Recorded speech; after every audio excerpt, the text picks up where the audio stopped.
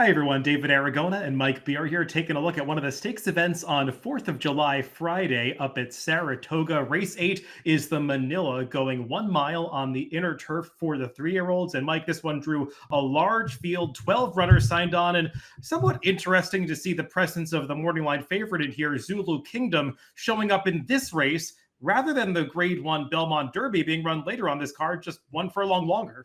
Yeah, I felt the same way about it. I mean, I guess they didn't really want to stretch him out, but if you were going to try a race like the Belmont Derby, this would be the year to do it when they cut it back to 9 furlongs. They've been shopping for a spot for this horse for a while, though, David. They're going to finally, I guess, get a chance to run him on Friday. Yeah, Mike and I will do a separate preview of the Belmont Derby. That's actually going to be the Friday race of the day. But this Manila, the presence of Zulu Kingdom definitely makes it a tougher task for all of the rivals lining up against him. To see where Zulu Kingdom might be placed early in this race, let's take a look at the Timeform US pace projector for this large field. And Mike, Zulu Kingdom has plenty of natural speed. I would imagine Chad Brown wouldn't be looking to have this horse outright in front early, especially given the presence of his stablemate, the number 6 Uncatalyzed, who looks more like the type to go forward in this race, but I would imagine Chad would be happy to see this horse slotted in the pocket right behind that foe. He's so tactical. It just feels like he can get any kind of trip he wants in a race, David. So that's a good thing for him. I don't think he'll be compromised by pace, whether it's fast or slow. And I guess there's at least some chance this pace gets fast. It all depends on how they ride some of these horses. They're going to run the 3 Firepit in this race. He's certainly fast enough to go forward in here. I don't know why they wouldn't just send him off to the front if they're going to run him in this race. I don't know. It'll be interesting to see how this race plays out early. Yeah, and there's some speed to the outside too. The number 9 Golden Channel does best when he's forward. The number 10 Straight Cash is a real wild card with regard to the pace scenario. And even the 11 Mythical Man has some early speed. So we'll see who decides to go forward from those outside post positions.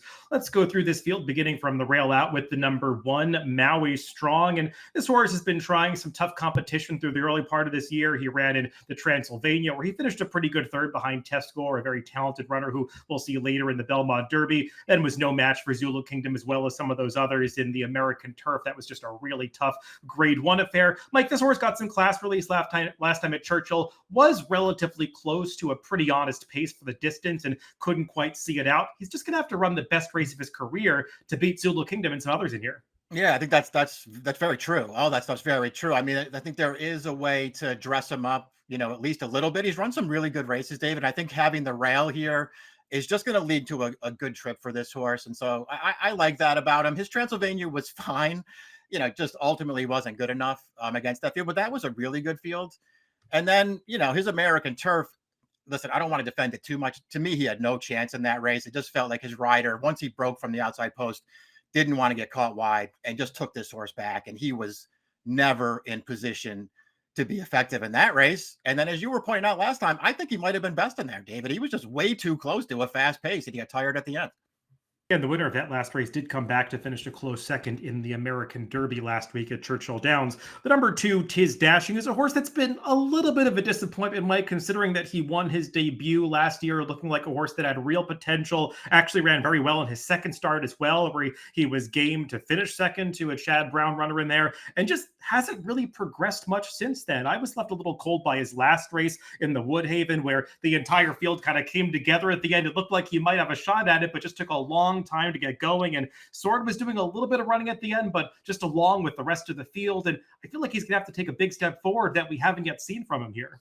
Yeah, sounds like we have the same take on this horse. I liked both of his races last year, and I don't like any of his races this year.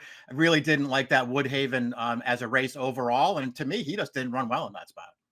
You mentioned, Mike, the number 3 Firepit having some early speed. He's going to be a big price if he ends up running here, since he just doesn't really have the turf credentials to be competitive with a field like this. But he did wire a field over a sloppy dirt track last time. To me, when I look at his past performances, kind of not clear whether he's really better on turf or dirt. Yeah, I don't know if he's better on turf either. I do remember he won that mile race last October at Laurel. I remember liking that performance for him. I thought he ran well that day. I don't like any of his other races. I don't see how he's competitive against this field.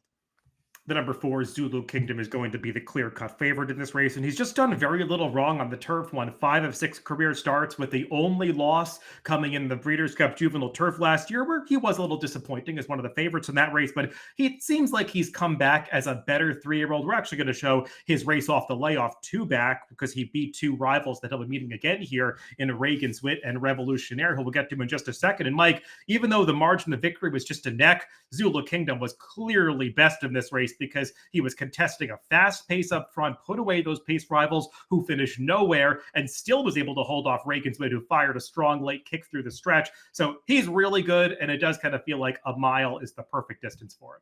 Yeah, all those things are true. I'm glad that you pulled that replay too, because you're 100% right about it. He was just so good in that race, and it felt like a real forward move in the 3-year-old debut. He might have been even better last time in the Grade 1. David. I mean, that was a really solid pace, and he just kept it in range the entire way, and then fired a good one to close it down at the end. This horse is good, and he's way the horse to beat here. And I can kind of see why Chad Brown maybe was shying away from the 9 furlongs, because watching that American turf, it looked in mid-stretch like he might win that race by 3 or 4 lengths, and he was kind of shortening stride a little bit at the very end, so the mile distance here should work out great for him. The number 5, Reagan's Wit, he was in that replay we just took a look at of the Columbia. That's 3 starts back in his past performances, and since then, Mike, he was a little disappointing in the Transylvania, where he just took all the money to get bet down to be the 9-5 favorite against what was a pretty tough field, one that looked more competitive than the way it was bet, and he just lacked a bit of finish that day. Came back last time in the James W. Murphy at Pimlico and was a comfortable winner of that race. He made a nice move off the far turn to win going away, but that was a weaker field than this one. It was a turf course that had plenty of give to it, and he's going to get much firmer going on Friday. Yeah, just caught a couple of really key scratches in that last one too. It just made the field even weaker, and he was too good for those horses. I mean, to me, he's been visually impressive in his 2 wins. But that's really all I can say about him. I don't really like too many of his races, David. And I know that he made it close with Zulu Kingdom at Tampa, but we already talked about that race. He got a perfect trip in there. And I don't think it's as close as it looks on paper. I'm just not sold on this horse. And he's probably the second choice in the wagering here. I'm against him. I'm not using him anywhere. Yeah, he's been very popular with the bettors in all of his prior races, so hard to envision him drifting up too high in here. The number 6, Uncatalyzed, is the other Chad Brown runner in this race. He'll be a bigger price than Zulu Kingdom. And Mike, he's run well in both career starts. Second on debut to Capitol Hill, who we'll get to in just a little bit, and then came back last time to break his maiden in a 1-mile maiden race at Aqueduct. Got to the front end and held off a pretty good horse through the stretch, and Noble Confessor just never looking like he was losing that race. I don't think this was plan A for him, Mike, because I'm sure you know he was entered a few spots around the country and got rained off the turf, or I think was in that the Monmouth's race a couple times where the quarantine affected him, so he couldn't ship there. So this definitely wasn't the place that Chad Brown planned to run him, and it might be a step a little too far along for him coming off that maiden win. Yeah, I could go either way on this horse. I do feel like, just when I watch his 2 races, I do think he's pretty talented. I think he's run his debut was a pretty good performance. I thought he did not get a great trip in that race, especially for a first-time starter. And I just thought that he ran really well in there. And I did expect him to run better second out, and he did.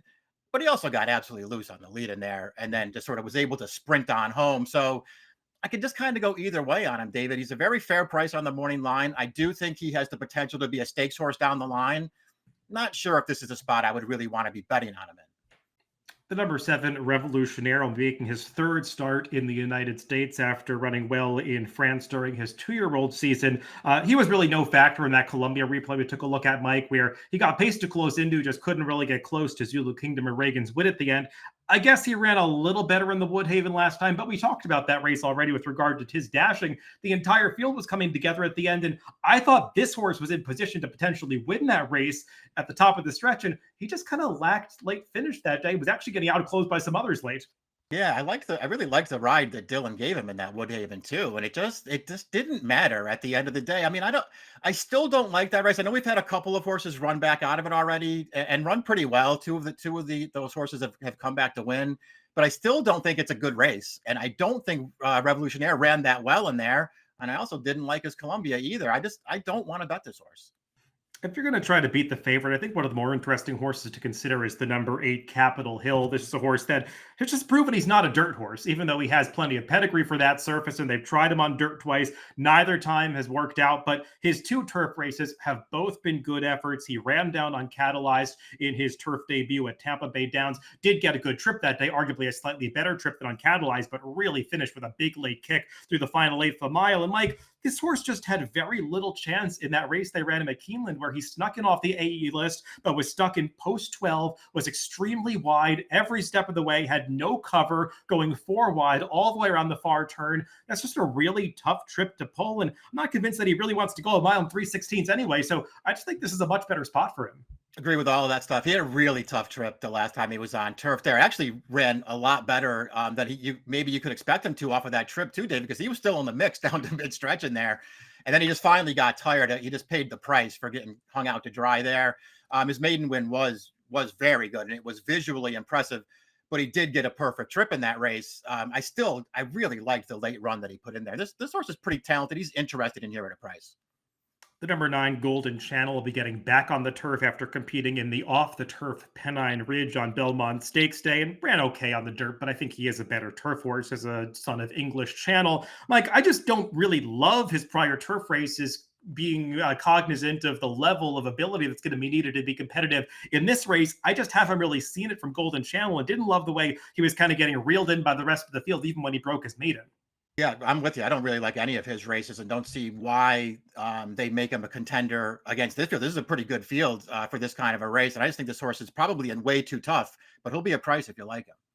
Another intriguing horse, if you're trying to look outside the favorite, is the number 10 Straight Cash, who arguably is the biggest wild card of anybody in this field after having competed in just one race at Santa Anita. That was his debut going back to early March. And we'll take a look at the replay of that race. And Mike, I don't think he was beating much of a field in here. As you can see, there are only 4 rivals. Don't think there was a whole lot of quality in this race, but this horse has a big, long stride on him and finishes off this race impressively, just really hitting his best stride in the final eighth of a mile to go away from this field late.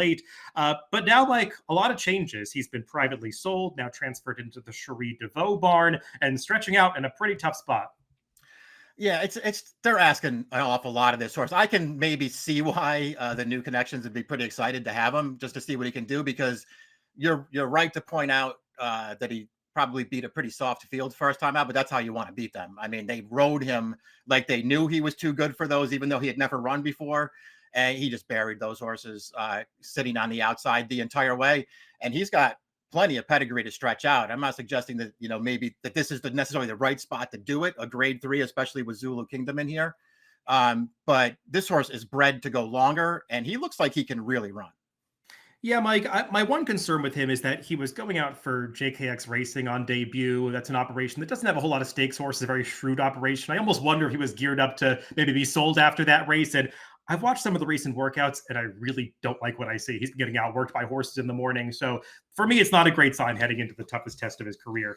The number 11 Mythical Man is a horse that looks very light on the speed figure. So like when I go back and watch some of those turf races, kind of felt like he was a work in progress at that time, especially when he broke his maiden. And that last race at Gulfstream Park, he got a very good trip, but he won that race comfortably. And there have been plenty of horses to exit that race and subsequently improve their speed figures when you look up that chart and formulator. So this might be too tough a spot, but I think this horse has a little ability. His 2 races, his 2 turf races are fine. I don't like him in this race. He's a new gelding here. He's got a tough post. This is a good field. I could never bet this horse.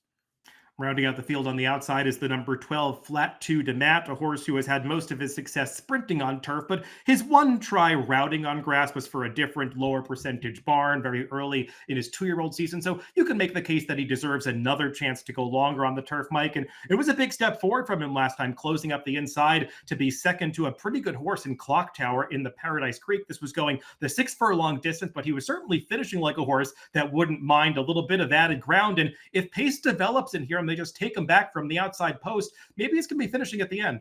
It'll be interesting to see what kind of trip he can get from out there, and then whether he's as good routing as he is sprinting.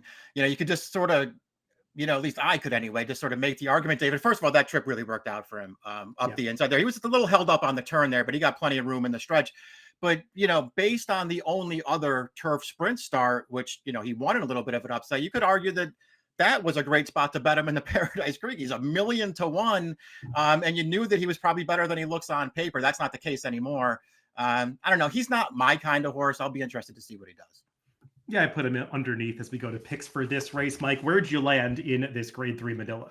I probably looked at this race longer than I wanted to, David, and I ultimately just decided, I feel like there are some interesting other horses in here, but I'm probably not going to have a lot of money in against Zulu Kingdom. I think at least at this stage of the game, he might be too good for these horses. I'm interested in the newly purchased Straight Cash. I want to use that horse. Your horse, Capitol Hill, too, is a horse I'm going to try to sneak in there somewhere because he's deceptively good, I think. Yeah, for me, there were a limited number of horses that I could get interested in to actually try to beat Zulu Kingdom because I do think he's a legitimate favorite in this race. But I just think Capitol Hill has more upside on turf than we've seen, especially in light of that last trip that he got at Keeneland 2 back. So I'll put him on top at what probably is going to be a double-digit odds. So 8-4, 12-5 for me, and 4-10, 8-1 for Mike in race 8 at Saratoga on Friday, the Grade 3 Manila. Good luck if you're playing the races later this week.